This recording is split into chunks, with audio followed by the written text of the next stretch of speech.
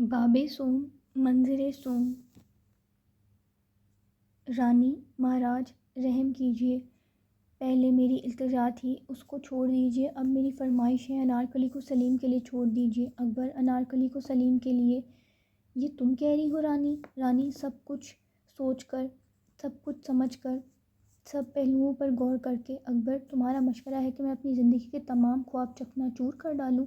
وہ خواب جو میرے دنوں کا پسینہ، میری راتوں کی نیند، میرے رگوں کا لہو، میری ہڈیوں کا مغز ہیں، تمہارا مشورہ ہے کہ میں ان سب کو چکنا چور کر ڈالوں؟ رانی کچھ کہنا چاہتی ہیں مگر نہیں کہتی، سر جھکا لیتی ہیں۔ اولاد کے لیے کیا کچھ نہیں کیا جاتا اکبر؟ کیا کچھ نہ کیا گیا؟ رانی پھر اب بھی ہم کیوں نہ ماں اور باپ کا حق ادا کریں اکبر، اور اس سے کب تک اولاد کے فرض کی امید نہ رکھیں؟ رانی سر اٹھا کر، کیوں امید رکھیں؟ ہم ہی تو تھے جو اولاد کی آرزو میں سائے کی طرح اداس پھرتے تھے، ہم ہی تو جو اولاد پا کر دونوں جہاں حاصل کر بیٹھے تھے، اور ہمارے ہی لیے تو اس کا ایک تبسم زندگی کے تمام زخموں پر مرہم تھا۔ ہم تو صرف اس لیے اس کی تمنا کرتے تھے کہ اس سے ہمارا ویران دل آباد ہو، اور ہم اپنی موت کے بعد بھی اس میں زندہ رہ سکیں، اور پھر اس سے توقع کیسی؟ اکبر تم ماں ہو، صرف ماں۔ رانی میں خوش ہوں کہ میں صرف ماں ہوں، اور مجھ کو رنج ہے کہ آپ شہنشاہ، صرف شہنشاہ ہیں۔ اکبر منہ موڑتے ہوئے، ہم اسے محبت کی غیر ضروری نرمی سے بگاڑنا نہیں چاہیے۔ رانی چڑھ کر، سختی ایک نوجوان اور جوشیلی طبیعت کو سنوار نہیں سکتی اکبر، لیکن اسے سنوارنا ہی ہوگا۔ سنورے بغیر اس کا قدم ہندوستان کے تخت کو نہیں چھو سکتا۔ رانی وہ آپ کے ہندوستان کے تخت کو جہنم سمجھتا ہے، جہاں انارکلی ہو وہ جگہ اس کی جنت ہے اکبر، یہاں تک۔ رانی اس کی رگوں میں خون جوانی کے گیت گا رہا ہے، اور جوانی کی نظروں میں ہندوستان ایک عورت سے زیادہ قیمت نہیں رکھتا۔ اکبر ہندوستان ایک عورت سے سستا ہے؟ رانی وہی کہتا ہے اکبر، خود سلیم؟ رانی خود سلیم؟ اکبر آہ میرے خواب، وہ ایک عورت کی اشووں سے بھی ارزاں تھے، فاتحہ ہند کی قسمت میں ایک کنیز سے شکست کھانا لکھا تھا۔ رانی جو ہو چکا بدل نہیں سکتا، جو آنے والا ہے اسے سدھار لیجیے اکبر، اور کیا آئے گا؟ میرے دل کو اجاز دینے کے بعد وہ میرے جسم کو بھی ویران کر ڈالنے کا آرزومند ہے۔ رانی کیا کہتے ہیں مہاراج؟ یہ سوچنے سے پہلے وہ اپنی جان گنوا ڈالے گا اکبر، اس کے وہی معنی ہیں، ہماری آرزوئیں، ہماری راحت، ہماری زیست، سب اس کے لیے بے معنی لفظ ہیں۔ اس کا سب کچھ انارکلی ہے، اس کے دل میں ماں باپ کی یہ قدر ہے۔ رانی اس کے دل میں اپنی محبت کا اندازہ اس کی موجود حالت سے نہ لگائیے، یہ جنون آرام سے گزر جانے دیجیے، اور پھر دیکھیے سین کیا بن جاتا ہے۔ اکبر رانی کو تکتے ہوئے، اور یہ جنون کس طرح گزرے گا؟ رانی چڑھا ہوا دریا بند لگانے سے نہ رکے گا، اسے انارکلی کو لینے دیجیے، وہ اسے اپنی بیگم بنا لے، انارکلی کا ہو کر وہ ہمارا سلیم بن جائے گا۔ اکبر اسے اپنا بنانے کے لیے میں ایک کنیز کا ممنون احسان نہیں بننا چاہتا، جو کچھ وہ چاہے اسے کرنے دو، اور جو کچھ میں چاہوں گا میں کروں گا۔ رانی میں پھر کہوں گی آپ شہنشاہ ہیں، صرف شہنشاہ۔ اکبر ہم اور کچھ نہیں سننا چاہتے، ہم سوچیں گے، اور کل صبح انارکلی کا فیصلہ۔ ماں انارکلی کا فیصلہ، میری غریب بچی کا فیصلہ، اسے بخش دیے ذل الہی، اے غریبوں کی قسمت کے والی۔ اکبر حیرت اور غصے میں، بغیر اجازت یہاں آنے کی جرأت؟ ماں بندے خدا کے حضور میں بغیر اجازت جا سکتے ہیں، اور تو خدا کا سایہ ہے، مہربان شہنشاہ ہے، اور وہ میری بچی ہے، میری زندگی کی آس ہے، خطاوار ہے مگر تو کریم ہے، گنہگار ہے مگر تو رحیم ہے، بخش دے اللہ، اس کو بخش دے۔ اکبر جاؤ اور فیصلے کا انتظار کرو۔ ماں میں کہاں جاؤں شہنشاہ، مجھے قرار نہیں۔ رانی تم عورت ہو، بچے کی ماں ہو، ان ٹیسوں کو جانتی ہوں، میں تمہارے پیروں کو چومتی ہوں، کہہ دو مجھے مار ڈالیں، میں دنیا سے سیر ہو چکی ہوں، میرے ٹکڑے ٹکڑے کر ڈالیں، مگر اس ناشاد نے دنیا کا کچھ نہیں دیکھا، اسے بخش دیں۔ اکبر اسے لے جاؤ ماں، میں یہیں جم کر رہ جاؤں گی، یہیں ہوش و حواس کھو بیٹھوں گی، مجھے ہاتھ پھیلانے دو، خون کو خون کے لیے التجا کر لینے دو، شاید وہ بچ جائے میری جان، میرے جگر کا ٹکڑا، میری نادرہ رانی تم بولو، شہنشاہ ایک رحم کی نظر ڈالو، یہ بڑھیا جی اٹھے گی۔ اکبر سر جھکائے خاموش کھڑا رہتا ہے۔ اکبر نامراد باپ اور مایوس شہنشاہ، یوں تیرے خواب تمام ہوئے، دنیا سے، واقعات سے اور تقدیر تک سے لڑنے کے بعد کون جانتا تھا تجھ کو یہ درد انگیز مرحلہ طے کرنا پڑے گا، جس کے لیے خود سب کچھ کیا تھا، اس سے، اپنی اولاد سے، شیخو سے الجھنا ہوگا۔ ہندوستان کیوں اور جہاں بانی کی آرزو کیوں؟ اس کے لیے جس نے ایک حسینہ کی آنکھوں پر باپ کا ہندوستان نہیں چاہیے، وہ صرف انارکلی کو لے گا، ایک کنیز جو اسے انداز دکھائے، اس کے سامنے ناچے اور اس کے اشارے کنائے کرے۔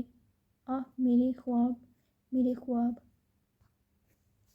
کل رات وہ اپنی جنت میں تھا، اگر دل آرام نہ دکھاتی، کہاں ہے وہ ضرور کچھ زیادہ جانتی ہوگی۔ خواجہ سرا داخل ہوتا ہے، دل آرام۔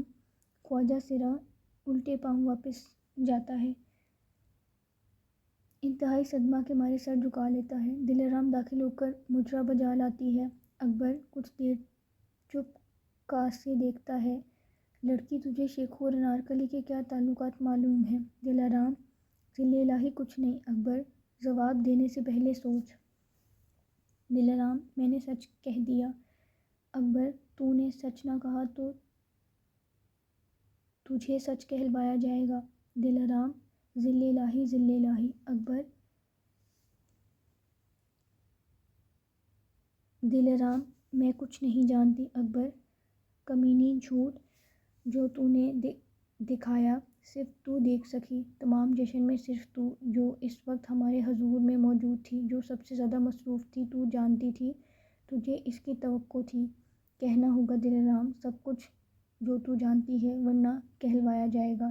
دل آرام مجھے بخش دیجیے، مجھے بخش دیجیے۔ اکبر تیرا دوسرا غیر ضروری لفظ پوچھنے کے ذرائع تبدیل کر دے گا۔ دل آرام وہ مجھے برباد کر ڈالیں گے، ذل الہی کے عتاب میں لے آئیں گے۔ اکبر کون؟ دل آرام صاحب عالم۔ اکبر شیخو وہ جرأت نہیں کر سکتا۔ دل آرام ان کی دھمکی خوفناک تھی، افشائے راز کی سزا موت سے بھی زیادہ ہولناک تھی۔ اکبر کیا؟ دل آرام مجھ پر وہ جھوٹا الزام لگایا جائے گا جو واقعات نے انارکلی پر لگایا۔ اکبر کہ تو سلیم کو چاہتی ہے؟ دل آرام اور محبت کی مایوسی نے مجھے یوں انتقام لینے پر آمادہ کیا۔ اکبر تو ہمارے سایہ عاطفت میں ہے، بول۔ دل آرام وہ رات کو باغ میں ملتے تھے اور ان کی ملاقاتیں خطرناک ارادوں سے بھری ہوتی تھیں۔ اکبر وہ ارادے؟ دل آرام مجھے جرأت نہیں پڑتی۔ اکبر کہے جا۔ دل آرام وہ ذل الہی کے دشمنوں پر آنچ لانے اور ہندوستان کے تخت پر قبضہ پانے کی تجویزیں کرتے تھے۔ دل آرام انارکلی صاحب عالم کو اس پر آمادہ کرتی تھی۔ اکبر گرج کر تو جھوٹ بول رہی ہے، جھوٹ۔ دل آرام پیروں میں گر کر ذل الہی کے حضور میں زبان سے جھوٹ نہیں نکل سکتا۔ اکبر اس سے انارکلی نے کہا۔ دل آرام ایک طرف باپ ہے اور دوسری طرف محبوب، دونوں میں سے جو پسند ہو چن لو۔ اکبر بالوں سے پکڑ کر دل آرام کا چہرہ اوپر کرتا ہے، اور شیخو نے دونوں میں سے محبوب کو پسند کیا؟ دل آرام وہ کھوئے سے گئے، مگر انارکلی رو پڑی۔ وہ اٹھے اور ان کا ہاتھ تلوار پر گیا۔ انہوں نے انارکلی کے کان میں کچھ کہا اور وہ مسکرانے لگی۔ دل آرام میں چھپ کر سن رہی تھی تو صاحب عالم کی نظر پڑ گئی، یہ سمجھ کر کہ میں گفتگو بارگاہ عالی تک پہنچا دوں گی۔ انہوں نے مجھ کو دھمکی دی کہ انارکلی کا نام زبان سے نکالنے پر تجھ کو پچھتانا ہوگا، مہابلی کے سامنے جھوٹی شہادت پیش کی جائے گی کہ خود ہم کو چاہتی ہے، اور جب ہم نے تجھ کو مایوس کر دیا تو نے اپنی ناکامی کا انتقام لینے کا یہ ڈھنگ نکالا۔ میں سہم گئی، میری زبان بند ہو گئی، مجھے جہاں پناہ کے حضور میں ایک لفظ زبان سے نکالنے کی جرأت نہ ہوئی۔ لیکن میں اس فکر میں گھلتی رہی، ایسے موقع کی تاک میں رہی جہاں میری زبان بند رہے اور شہنشاہ کی نظریں دیکھ سکیں۔ اکبر صدمے کے مارے سن سا یوں بیٹھا ہوا، گویا اس بھری دنیا میں اکیلا اور تہی دست رہ گیا۔ بس کر بس کر دلارام، صاحب عالم بے قصور ہیں، معصوم ہیں۔ وہ پھسلائے گئے، بہکائے گئے۔ خواجہ سرا آتا ہے، خواجہ سرا۔ مہابلی داروغہ زنداں بازیابی چاہتا ہے۔ اکبر کون؟ خواجہ سرا، داروغہ جو زنداں میں انارکلی کا محافظ ہے۔ اکبر منہ دوسری طرف کر کے، ہر زباں پر یہی نام میری تصحیح کر رہا ہے۔ اس وقت کیا چاہتا ہے؟ خواجہ سرا، اس سے کچھ بے حد ضروری کام ہے۔ اکبر بلاؤ۔ خواجہ سرا الٹے پاؤں واپس جاتا ہے۔ دلارام، مہابلی لونڈی کو معاف کرنا۔ میرے الفاظ نے سماعت عالی کو صدمہ پہنچایا، مگر پھر میں کیا کرتی، کس طرح ذل الہی کی جان کو خطرے میں دیکھتی اور چپ رہتی۔ اکبر کمینی، دور ہو جا۔ داروغہ زنداں داخل ہو کر مجرا بجا لاتا ہے، اس کا سانس پھول رہا ہے اور منتظر ہے کہ اکبر اس سے سوال کرے، رات کو کیوں آیا؟ داروغہ ہاتھ جوڑ کر ایک المناک داستان سنانے کو۔ اکبر بیان کر۔ داروغہ، صاحب عالم اس وقت بروز شمشیر انارکلی کو زندان سے لے جانا چاہا۔ اکبر پاگلوں کی طرح داروغہ کا منہ تکتے ہوئے، کیا؟ داروغہ، وہ تلوار سونت کر میرے سرہانے پہنچے، شمشیر کو نوک میرے سینے پر رکھ کر مجھ سے کنجیاں چھین لی اور زندان میں داخل ہو گئے۔ اکبر کھڑا ہو جاتا ہے، شیخو، بروز شمشیر باپ کو برباد کر چکنے کے بعد اب وہ شہنشاہ سے بھی باغی ہے؟ اور کیا ہوا؟ داروغہ، میں صاحب عالم سے مقابلہ کی جرأت نہ کر سکتا تھا، دروازے کے پاس کھڑا ہو کر ان کی گفتگو سننے لگا۔ اکبر، وہ کیا باتیں کر رہے تھے؟ داروغہ، انہیں سن کر شہنشاہ کی سماعت کو صدمہ پہنچے گا۔ اکبر بول۔ داروغہ، شہزادہ چاہتا ہے کہ وہ انارکلی کو لے کر بھاگ جائے، لیکن انارکلی ہندوستان چاہتی ہے۔ وہ بولی، یہ زنجیریں نہ کاٹو اور زنجیریں پڑ جائیں گی۔ میرے اور تمہارے درمیان جو دیوار کھڑی ہے اس کو ڈھاؤ۔ اکبر، دیوار؟ داروغہ، صاحب عالم نے انکار کر دیا اور بھاگ چلنے پر زور دیا۔ اکبر، تو جھوٹ بولتا ہے، اس نے انارکلی کی آرزو پوری کرنے کا وعدہ کیا۔ داروغہ، نہیں، ہاں، وہ مجبور کر دیے گئے تھے۔ اکبر، اور پھر؟ داروغہ، دونوں نے وہاں سے نکلنا چاہا۔ اکبر، اور تو؟ داروغہ، میں نے مقابلہ کر کے صاحب عالم کو روکنا محال جانا۔ میں نہ تلوار نکال سکتا تھا، نہ انہیں زندان میں بند کر دینے کی جرأت کر سکتا تھا۔ میں دوڑا ہوا اندر گیا اور میں نے کہا، ذل الہی ادھر تشریف لا رہے ہیں۔ اکبر، اور وہ کیا بولے؟ داروغہ، انارکلی بولی، صاحب عالم تلوار کھینچو۔ صاحب عالم نے کہا، شہنشاہ کو آنے دو۔ داروغہ، میں نے انہیں اس کی کوشش کے انجام سے ڈرایا اور وعدہ کیا کہ مہابلی کے چلے جانے کے بعد میں خود انارکلی کے فراز میں مدد دوں گا۔ شہزادے کو یقین نہ آتا تھا، لیکن جب میں نے اس کام کے لیے رشوت طلب کی تو انہوں نے مان لیا، مگر ساتھ ہی یہ دھمکی دی کہ وعدہ خلافی کی صورت میں ذل الہی کے حضور میں جھوٹی شہادت پہنچائی جائے گی۔ تو نے رشوت لی ہے؟ اکبر، وہی دھمکی جو دلارام کو دی گئی تھی۔ داروغہ، اس کے بعد میں انہیں اپنے حجرے میں لے گیا اور وہاں ان کو بند کر کے اطلاع دینے کے لیے بارگاہ الہی میں حاضر ہوا۔ اکبر، یوں ہی ہوتا ہے۔ داروغہ، صاحب عالم معصوم ہیں، ترغیب خوفناک تھی۔ اکبر، ہاں، ترغیب خوفناک ہے۔ داروغہ، مجھے اندیشہ ہے صاحب عالم کوئی اور فتنہ نہ کھڑا کر دیں۔ اکبر، کچھ دیر بعد سکون سے موت۔ داروغہ، کس کی؟ اکبر، جس کے رقص نے ہندوستان کے تخت سلطنت کو لرزا دیا، جس کے نغمے نے ایوان شاہی میں شعلے بھڑکا دیے، جس کے حسن نے جگرے گوشۂ مغلیہ کے حواس چھین لیے، جس کی نظروں نے ہندوستان کے شہنشاہ کو شیخو کے باپ کو جلال الدین کو لوٹ لیا، جس کی ترغیب نے خون میں خون کے خلاف زہر ملا دیا، جس کے سرگوشیوں نے قوانین فطرت کو توڑنا چاہا۔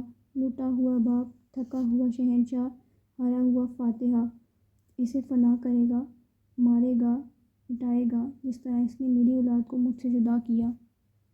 یوں ہی وہ اپنی ماں سے جدا ہوگی۔ جس طرح اس نے مجھے عذاب ڈالا، یوں ہی وہ عذاب میں مبتلا کی جائے گی۔ جس طرح اس نے میرے ارمانوں اور خوابوں کو کچلا، یوں ہی اس کا جسم کچلا جائے گا۔ لے جاؤ، اکبر کا حکم ہے، سلیم کے باپ کا، ہندوستان کے شہنشاہ کو لے جاؤ، اس حسین فتنے کو، اس دل فریب کیات کو لے جاؤ، گاڑ دو زندہ دیوار میں، گاڑ دو زندہ دیوار میں، گاڑ دو۔ داروغہ رخصت ہو جاتا ہے۔ اکبر بولتا بولتا کھڑا ہو گیا اور اس کا جوش جیسے اس کے قابو سے نکل گیا تھا۔ تھک کر نیم بے ہوشی کی حالت میں مسند پر گر پڑتا ہے۔